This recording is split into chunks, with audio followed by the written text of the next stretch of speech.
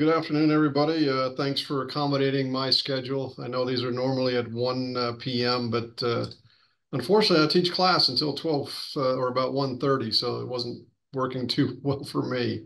What I'm going to do really quick, since Armando gave me a nice intro, I'm going to try to share my screen. Never done it off of this particular computer. We'll see how it goes. If it works like we hope it will, then I'll just kind of get launched. This will only be I've only got 83 slides, and I understand I have 45 minutes, so I think I can do it. And I'm totally kidding because it's April Fool's Day, right? I've got like 7 slides for the 10 to 15 minutes that we have available. All right.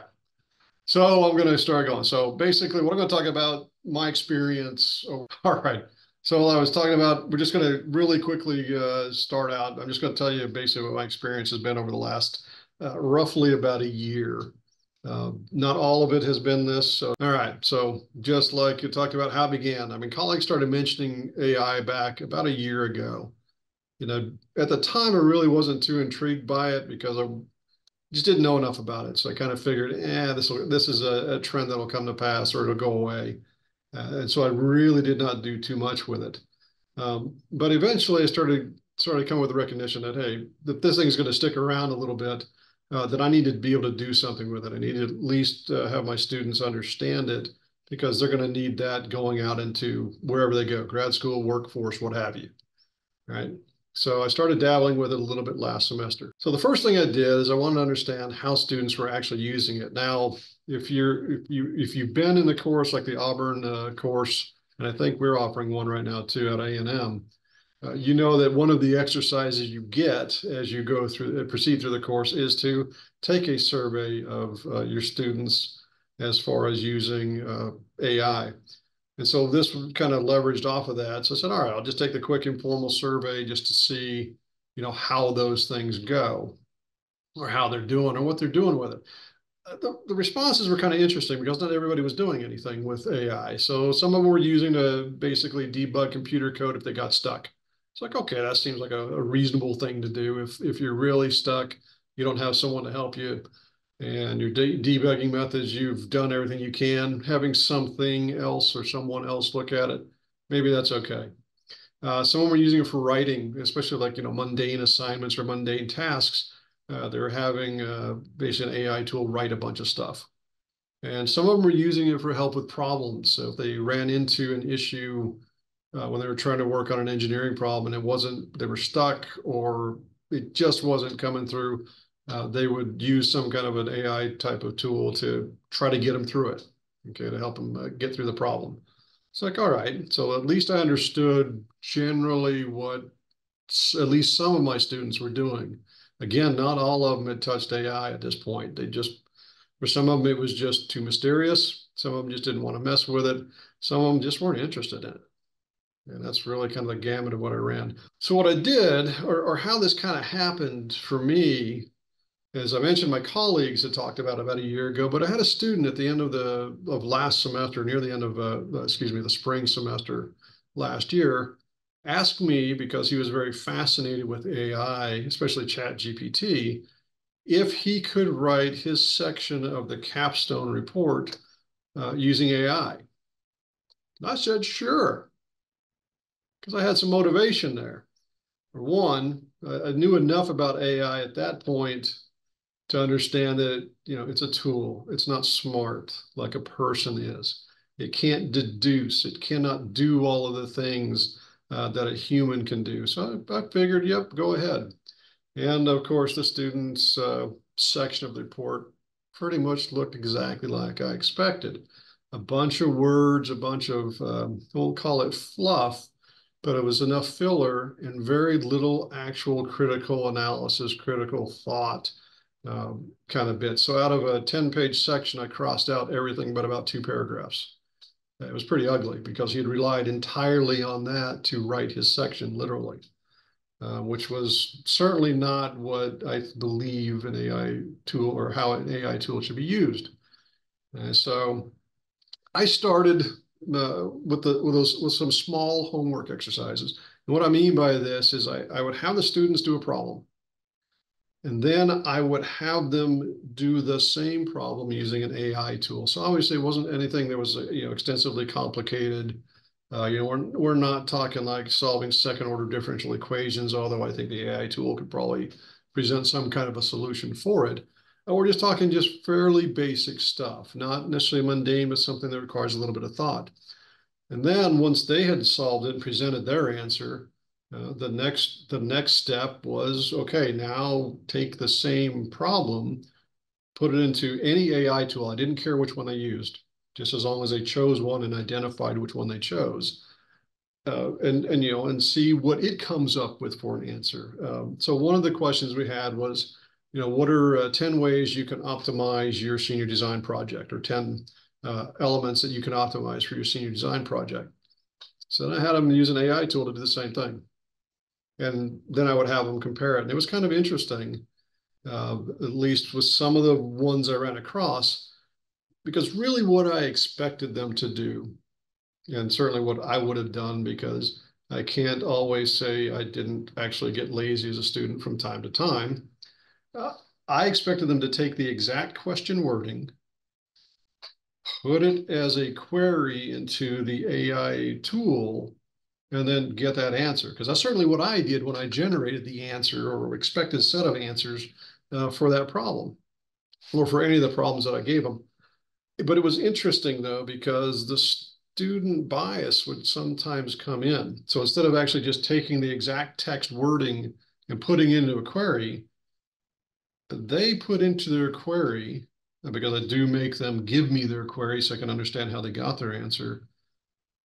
They put into their query their interpretation of the question instead of just the straight text of the question or straight wording of the question.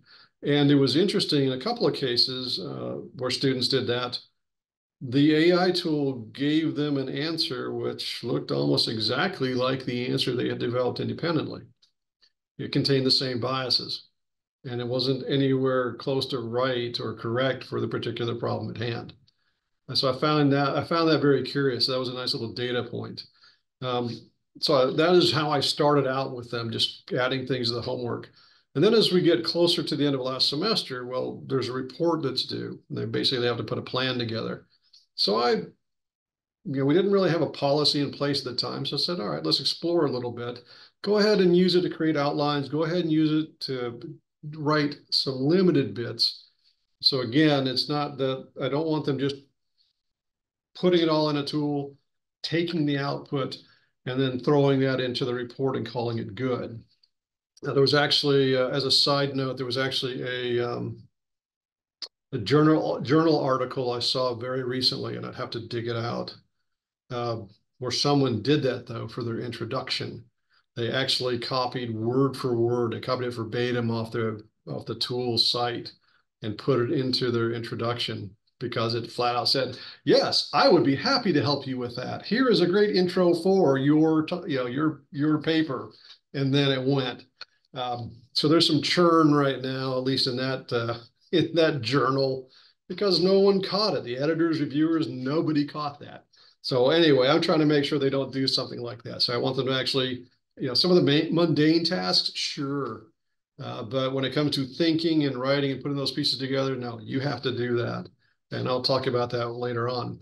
And then one thing that I did just for fun, so this was me doing this one, was this lecture comparison. So we were tasked, there's another instructor teaches a different section of the same course because we have so many students. And that was just the way we divided it up. So we were tasked with coming up with a lecture on fusion, because it's, I can't really avoid this pun. It's a hot topic right now. And we just had to come up with something to get the students oriented to it. So I wrote out a lecture, right? All the lecture had it completely buttoned up. But I thought, well, wonder if I missed something. So I went ahead and used, in this case, I used ChatGPT and had it generate a set of slides. And I was very specific, as for a capstone course, college seniors, undergraduates, and it generated a set of slides. And interestingly enough, it was almost slide for slide. There was one thing where it was a little bit different. And it was something I didn't really want to emphasize anyway. So I kept my slides, of course. But I found it very curious that it was that close in the development, as it was tracking. I mean, literally slide for slide. It was eerily similar. So if you get into a jam, maybe use that just to generate some ideas or see how it goes. So what I did in between semesters, towards the end of last semester, I kind of started developing the formal survey because I'd done the informal survey, but I needed to get a little bit better handle, especially since we were looking at developing a policy. And so I issued out a formal survey right at the beginning of the semester when we first got back. And I just asked them to, basically ask us a series of questions. And all I was looking for is really to how much experience they actually had with the AI tool. I had some anecdotal information from the previous semester that some of them were kind of experienced, some of them had no experience, and some of them didn't want to touch it at all. So that comes down to familiarity and the comfort bits. And I still had one student that just really wasn't that comfortable with it and really wanted some guidance, like putting more questions on the homework, similar to what we'd done in the previous semester. And so then I took those results, looked at them for a while, and then used those results to develop the AI policy. So the AI policy, though, wasn't done just entirely in a vacuum and then the results of the survey. It was something I talked about with the class at the end of the previous semester and the beginning of this semester, a little more. And just to orient y'all a little bit, because I think ours is very unique, we have a year-long capstone sequence. So once they sign up with me in the fall, they're with me until graduation in the senior year. So that's how I can say I've got them all, for so long. So when we developed the policy, next slide, please, Amato. The policy was pretty, I thought fairly straightforward, and this is something we all agreed to. So this is actually what's in my syllabus right now. And the whole idea, what I'm trying to get across with them is, okay, you can use this to help you learn, but don't use it as a substitute for learning. Right? It can't just do your things for you, right? And if you're going to use it, you need to cite it. You can't just use it in a vacuum and just pass that work off as your own. That's unacceptable. You are using a body of work that this thing has been trained on, which has been developed by other people. You need to make the acknowledgement. And I know, again, as a sidebar, I believe there are several lawsuits right now pending against the parent company because ChatGPT doesn't, or other tools don't attribute authors for their particular work. So that's something that just kind of keep a tab on that. That's going to be interesting to see what happens there. And the last bit, that's this third bullet, and this is the one that I really want them to understand, is that they've got to fact check everything. If it goes in the paper, they're responsible for it.